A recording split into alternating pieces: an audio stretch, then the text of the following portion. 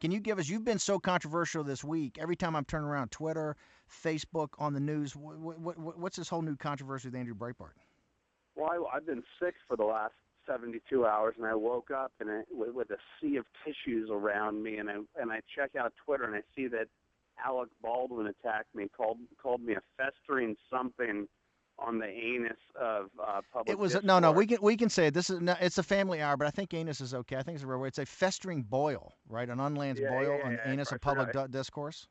Yeah, and so I didn't think that much of it, other than I kind of smirked. I said, I love it, I love waking up to that on a Saturday. So I think I tweeted back something to the effect of, there's no reason to treat me like I'm your daughter. Ooh, ooh.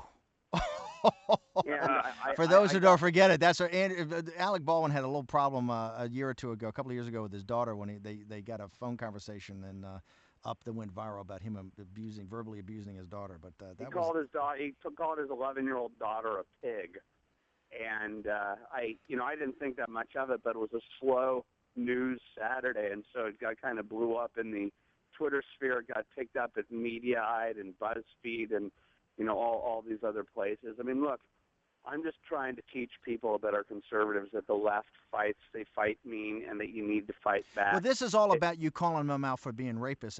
Let's say this is what Brandon and Lee Stringer on here a minute ago. This is because you called them out at CPAC, and Mark Scott and I were there. You called them out at CPAC on all these rapes and all this criminal activity that's been going on in the Occupy It's more than movement, that. I mean, look, Occupy locations. Look, Steve, we forget about all this stuff.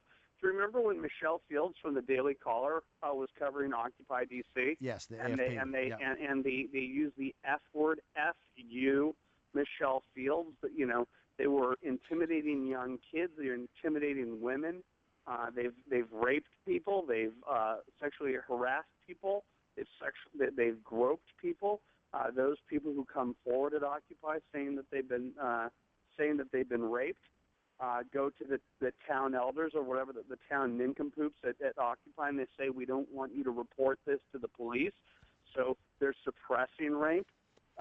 We're finally calling these people out on it, and they don't like it. They thought they had me dead to rights because I pointed out, stop raping people. But this is now 10 days since that happened.